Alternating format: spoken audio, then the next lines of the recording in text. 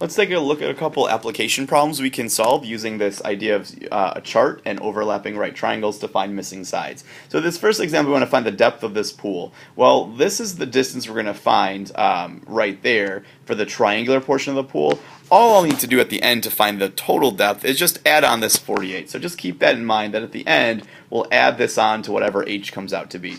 So I've set up the chart that we've talked about in the previous videos. So here's the small triangle in this diagram. I can see that 64 is my hypotenuse, so I'll get that in my chart.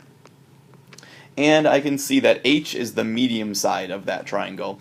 Moving then to the medium-sized triangle, let's do that one in blue, I suppose. That's this triangle right next to it. Now that top side's not 165, that's the entire triangle. In fact, in this triangle, h is the short side.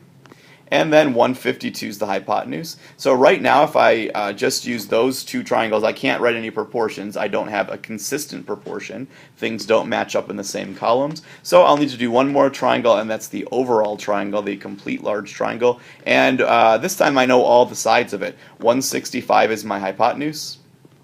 The short side is 64. And then the medium side is 152. To write a proportion, you just want to make sure you pull numbers from the same columns and be consistent. So for example, if I use the top two numbers, they come from the second and third columns in my chart. So if I match up h over 64, I just need to make sure I use the second and third columns again. So this won't be good since there's a number missing right there, but these two numbers should work out just fine. So h over 64 can equal 152 over 165 to solve this proportion, or to write this proportion. Once I solve that, I'm just going to skip to my answer because I think at this point you guys know how to solve proportions.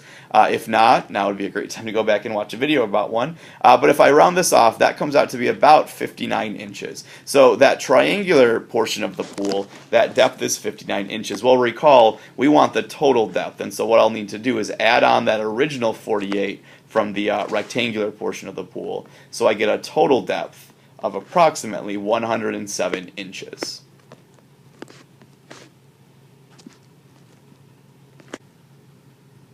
And one more application problem we'll take a look at.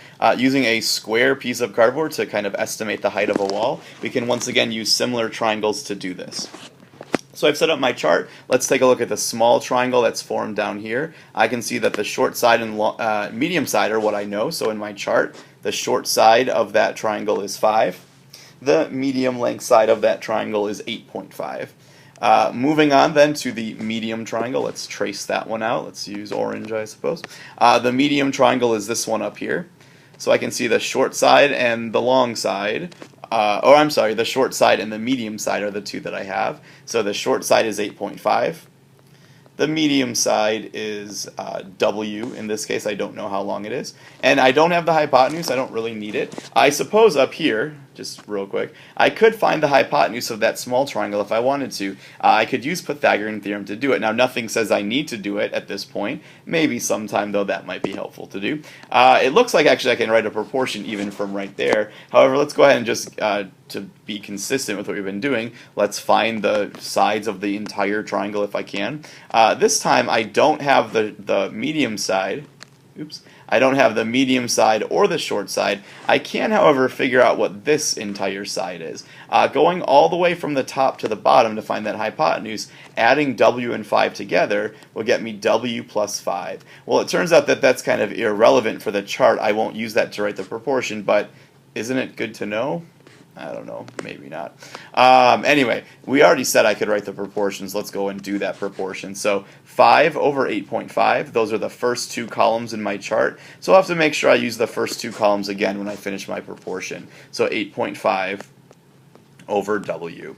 So once again, I trust that you know how to solve a proportion, so I'll leave that to you to do, cross multiply and then divide by 5. So W comes out to be 14.5 when I do this. Now, we didn't really read the question, but the question was, what is the height of the wall? It's not 14.5. If you look at your diagram, 14.5 is just the distance from the top of the wall down to where your eyes are located for that distance. I'll need to find, for the total height, add on this 5 down here. So let's just take 14.5, which is that part we've estimated for the top, and then add on 5 feet to get a total height of that wall to to be about 19.5 feet as our estimate.